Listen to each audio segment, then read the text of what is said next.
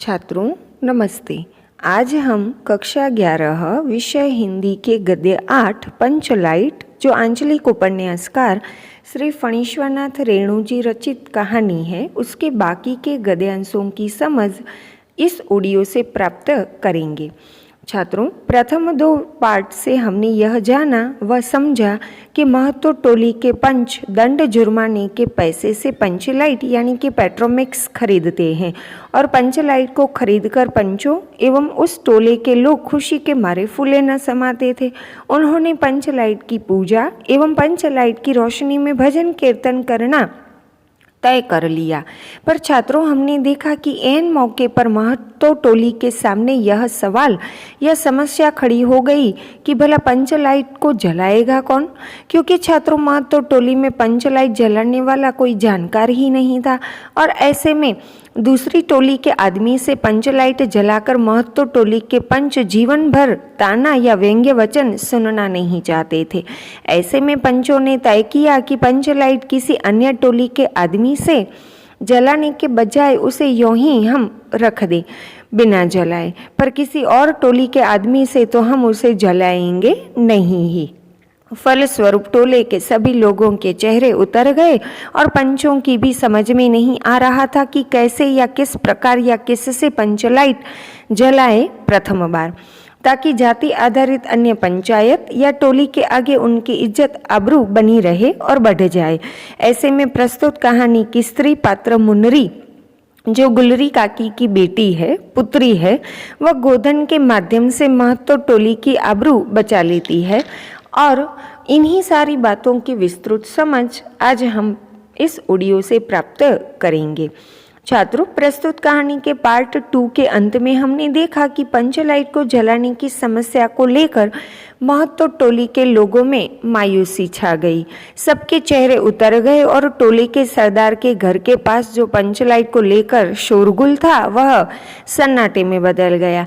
ऐसे में महतो टोली के पंचों एवं लोगों की दुखद मनस्थिति का परिचय देते हुए श्री फणीश्वरनाथ रेणु जी ने लिखा है, महतो टोली के पंचों व लोगों को यही महसूस हो रहा था कि सब किए कराए पर पानी फिर रहा था।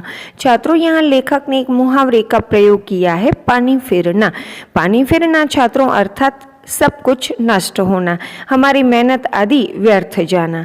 यहाँ भी छात्रों महतो टोली के पंचों ने 15 महीने से दंड जुर्माने के पैसे बचा बचा कर उस जमा पैसे से पंचलाइट या पेट्रोमिक्स खरीदा ताकि गांव की अन्य पंचायतों के आगे इनकी इज्जत आबरू बनी रहे। और पंचलाइट खरीदने के बाद पंचों ने इसकी पूजा आदि करने एवं पंचलाइट के उजाले में भजन कीर्तन करने का तय किया। और इसके लिए जब टोले के सभी लोग यानी कि बच्चे, बूढ़े, स्त्रियां आदि इकट्ठा हो गए तथा भजन कीर्तन करने वाली मंडली भी आ गई, तो ऐसे में ऐन मौके पर पंचलाइट भला कौन जलाएगा, यह समस्या महतो टोली के सामने खड़ी हो गई। पंचों को यही लग रहा था कि पंचलाइट खरीदने एवं पंचलाइट के आ जाने के बाद जो धार्मिक कार्य करने थे उनके लिए उन्होंने जो जो तैयारियां की थी वह सब यदि पंचलाइट नहीं जला तो व्यर्थ जाएगी। ऐसे में बेचारे महतो टोली के सरदार, दीवान और छड़ीदार के मुंह में बोली नहीं, यानी कि उन सब की बोलती बंद हो गई। वे सब बिल्कुल चुप हो गए। उनकी समझ में ही नहीं आ रहा था कि टोले के लोगों के सामने क्या बोले। पंचों के चेहरे उतर गए थे। छात्रों, चेहरा यानी मुख, वदन, मुंह, आनन आदि। तभी किसी ने दबी हुई आवाज या स्वर में कहा, कल कब्जे वाली यानी कि छोटे छोटे पुर्जों को जोड़कर बनाई जाने वाली चीज़ों का नखरा या वस्तु का नखरा बहुत बड़ा होता है। अर्थात ऐसी चीज़ों के उपयोग या इस्तेमाल करने में बड़ी सावधानी रखनी पड़ती है, वरना न जाने वह कब बिगड़ जाए। जैसे जैसे गांव में यह खबर फैलती गई, छात्रों के महतो टोली ने जो पंचलाइट खरीदा है उसे चलाने बुझाने वाला जानकार आदमी उनके पास नहीं है और ऐसे में उनके चेहरे उदास और उतर गए हैं। उनके भजन कीर्तन आदि पंचलाइट न जलने की वजह से रुक गए हैं, तो जातिगत द्वेष ईर्षा से प्रेरित अन्य टोली के लोग महत्तो टोली का मजाक उड़ाने लगे। वे सब महत्तो टोली की अज्ञानता एवं मूर्खता पर हंसने लगे तथा उन्हें व्यंग्यात्मक वचन सुनाने लगे। ऐसी ही बातों का परिचय देते हुए एक नौजवान ने आकर महत्तो टोली के पंचों और टोले के लोगों को सूचना दी। पंच लाइट जलाने को लेकर महत्तो टोली के लोगों की अज्ञानता के कारण राजपूत टोली के लोग हंसते हंसते पागल हो रहे हैं। उस नौजवान ने महत्तो टोली के पंचों एवं लोगों को राजपूत टोली के बारे में बताते हुए कहने लगा कि राजपूत टोली के लोग कहते हैं कि कान पकड़कर यदि पंच लाइट के सामने 5 बार उठो बैठो तो पंच लाइट तुरंत या फौरन जलने लगेगा। छात्रों, राजपूत टोली के लोग महत्तो टोली का मजाक उड़ाते हुए ऐसे वचन बोलते हैं। वे कहते हैं कि यदि महत्तो टोली के लोग पंच लाइट के सामने 5 बार उठक बैठक करेंगे तो पंच लाइट फौरन जलने लगेगा। जब पंचों को यह मालूम पड़ा कि पेट्रोमैक्स या पंच लाइट जलाने को लेकर उनकी जो अज्ञानता है उसकी वजह से वे अन्य टोली के लोगों के हंसी मजाक का पात्र बन रहे हैं, लोग उनका मजाक उड़ा रहे हैं और हंसने का आनंद ले रहे हैं, तो पंचों ने मन ही मन कहा कि भगवान ने इनको यानी कि छात्रों अन्य टोली के लोगों को हंसने का मौका यानी अवसर दिया है। हंसेंगे नहीं? बेचारे पंच और टोले के लोग पंच लाइट को जलाने की समस्या को लेकर उदास और मायूस थे कि एक नौजवान ने राजपूत टोली के मजाक और व्यंग्यात्मक वचन के बारे में महत्तो टोली को बताया। ये सब क्या कम था कि एक वृद्ध ने एक बूढ़े ने आकर खबर दी, जानकारी दी। क्या जानकारी दी?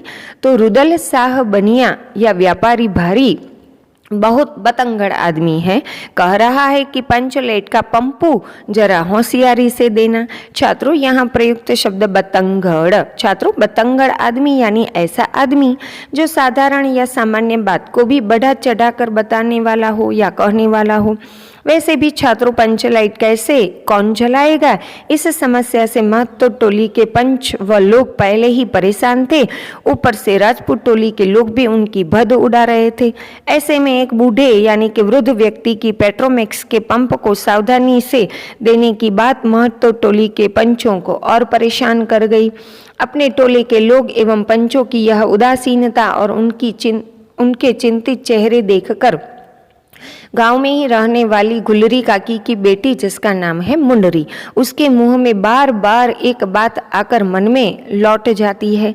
छात्रों, कहने का तात्पर्य यह है कि महत्तो टोली की अपनी जाति की लाज रखने के लिए मुंडरी उनकी सहायता करना चाहती है, पर वह यह बात किस प्रकार पंचों से कहे यह सोच सोच कर वह चुप हो जाती है। पंचों से भला वह कैसे बोले? छात्रों, बात यह है कि मुन्नरी जानती है कि गोधन, छात्रों गोधन गांव का नौजवान है, वह मुन्नरी को और मुन्नरी गोधन को मन ही मन पसंद करते हैं। पर छात्रों, पंचों ने गोधन को समाज से बेदखल कर दिया है और यह गोधन छात्रों पंचलाइट या पेट्रोमैक्स जलाना अच्छे से जानता है, पर पंचों के सामने गोधन का नाम मुन्नरी कैसे ले या वह कैसे कहें पंचों को कि गोधन को आप बुलाइए, वह पंचलाइट जलाना जानता है, यह मुन्नरी की समझ में ही नहीं आ रहा था। अतः गोधन का नाम वह बोल न सकी। इन्हीं सारी बातों को बताते हुए या स्पष्ट करने के लिए रेणु जी ने लिखा है, मुन्नरी जानती है कि गोधन पंचलाइट जलाना जानता है, लेकिन मगर गोधन का हुक्का पानी पंचायत से बंद है। छात्रों, यहाँ प्रयुक्त मुहावरा हुक्का पानी बंद होना, इसका अर्थ है समाज से बाहर कर देना या समाज से बहिष्कृत कर देना। अर्थात छात्रों, महत्तो टोली के पंचों ने गोधन को समाज से बाहर कर दिया था और इसके पीछे की वजह यह थी कि मुन्नरी की माँ गुलरी काकी ने पंचायत में गोधन के खिलाफ फरियाद यानी कि शिकायत की थी कि गोधन रोज उनकी बेटी को देखकर सनम सनम वाला सलीमा का गीत गाता है, हम तुमसे मोहब्बत करके सनम, यह गीत गाता है। गोधन की इसी हरकत से परेशान मुन्नरी की माँ ने महत्तो टोली के पंचों से गोधन की शिकायत कर दी। पंचों को तो मौका चाहिए गोधन को दंड देने का, क्योंकि गोधन पंचों की निगाहों पर बहुत दिनों से चढ़ा हुआ था। छात्रों, निगाह यानी दृष्टि। यहाँ कहने का मतलब यह है कि पंच मौका ही ढूंढ रहे थे कि कब कैसे गोधन को घेर लिया जाए, कब गोधन कोई गलती करे और हम उससे दंड दें, डांटे और फटकारे। और गोधन को दंड देने का मौका दिया पंचों की गुलरी काकी ने। छात्रों, क्यों महतो टोली के पंच गोधन को दंड आदि देना चाहते थे? इसके पीछे की एक वजह यह भी थी कि गोधन दूसरे गांव से आकर इस गांव में बस गया है और इस गांव में आने के बाद एक बार भी उसने पंचों को पान सुपारी खाने के लिए कुछ भी दिया नहीं था। यानी कि गोधन ने पंचों को स्वयं इस गांव में किसी और गांव से आया होने के बावजूद भी प्रसन्न या खुश करने के लिए कुछ भी नहीं दिया था और पंचों को खुश करने की बात की वह परवाह या फिक्र भी नहीं करता था। ऐसे में पंच चाहते थे कि अन्य गांव से आया गोधन हमारे गांव में रहने के पहले हमारी कुछ खातिरदारी सेवा आदि करे, हमारी जी हुजूरी करे, चापलूसी करे। पर छात्रों, गोधन को इन सारी बातों की कोई परवाह ही नहीं थी और ऊपर से वह मुन्नरी को देख देख कर फिल्म के गीत गाने लगा। बस पंचों को छात्रों मौका मिल गया। पंचों ने गोधन को 10 रुपया जुर्माने के दंड के भरने की सजा दे दी और कह दिया कि गोधन 10 रुपया जुर्माने के दे दे, वरना दंड के पैसे नहीं देने पर उसका हुक्का पानी बंद, वह समाज से बाहर। छात्रों, तभी से गोधन पंचायत से बाहर है। छात्रों, बाहर का यहाँ अर्थ करेंगे बेदखल करना। और ऐसे में पंचों की नजरों में अपराधी गोधन का नाम पंचों के सामने कैसे ले, यह दुविधा मुन्नरी को परेशान कर रही थी। तो दूसरी तरफ अपनी जाति का टोली का पानी उतर रहा था। छात्रों, यहाँ रेणु जी पानी उतरना मुहावरे का प्रयोग करते हैं, जिसका अर्थ है बेइज्जती होना या इज्जत न रहना। मुन्नरी ने देखा कि पंच लाइट आज नहीं जला तो उसकी जाति या टोली की आबरू मिट्टी में मिल जाएगी, पर पंच लाइट जलाने के लिए वह गोधन का नाम ले तो कैसे ले, यह भी एक सवाल था। ऐसे में मुन्नरी ने छात्रों बड़ी चालाकी से, चतुराई से अपनी सहेली या सखी कनेली के कान में बात डाल दी। छात्रों, कान में बात डालना एक मुहावरा है। इसका अर्थ है अपनी बात किसी तक पहुंचाना। मुन्नरी ने भी अपनी जाति की इज्जत आबरू बचाने के लिए गोधन को बुलाया जाए, यह बात पंचों तक पहुंचाने के लिए उसने अपनी सखी कनेली का सहारा लिया ताकि जाति की इज्जत आबरू रह जाए, बढ़ जाए। उसने सखी कनेली के कान में कहा, कनेली चीगो चिद चिन्ह। छात्रों, मुन्नरी की चालाकी का परिचय इसी से पता चल जाता है कि वह खुलकर गोधन का नाम नहीं बोलती है, पर सांकेतिक भाषा का प्रयोग करती है और वह चीगो चिद चिन्ह बोलकर किसी को भी मुन्नरी पर शंका न हो, इस तरह वह गोधन का नाम कनेली के कान में कहती है। छात्रों, चीगो में ग, चिद में ध और चिन्ह में न, और इन तीनों अक्षरों को यदि मिलाया जाए तो गोधन हो जाता है। यानी मुन्नरी कनेली से कहती है कि तू पंचों को कह दे कि गोधन को बुलाइए, क्योंकि गोधन पंच लाइट जलाना जानता है और अगर ऐसा हुआ तो हमारी जाति की भद न होगी, अन्य पंचायत या टोली के आगे हमारी इज्जत आबरू बढ़ जाएगी। छात्रों, मुन्नरी की सांकेतिक भाषा को कनेली समझ जाती है, पर कनेली मुस्कुराकर हंसने लगी और कहने लगी कि गोधन तो बंद है, अर्थात उसे तो पंचों ने समाज से बहिष्कृत कर दिया है। मुन्नरी बोली, तू कह तो दो सरदार से। तब मुन्नरी के इशारे पर कनेली पंचों से कहती है कि गोधन जानता है पंचलाइट जलाना। तब सरदार क्या कहता है और सरदार के कहने पर क्या पंच गोधन को वापस टोले में शामिल कर लेते हैं? क्या गोधन पंचों के आग्रह पर पंच लाइट जलाने के लिए महतो टोली में शामिल होता है? महतो टोली की इज्जत आबरू आदि बरकरार रहती है या बढ़ जाती है कि नहीं? ये सारी बातें छात्रों हम अगले ऑडियो से समझेंगे। उम्मीद है छात्रों इन सारे गद्यांशों को आप अच्छे से समझ गए होंगे।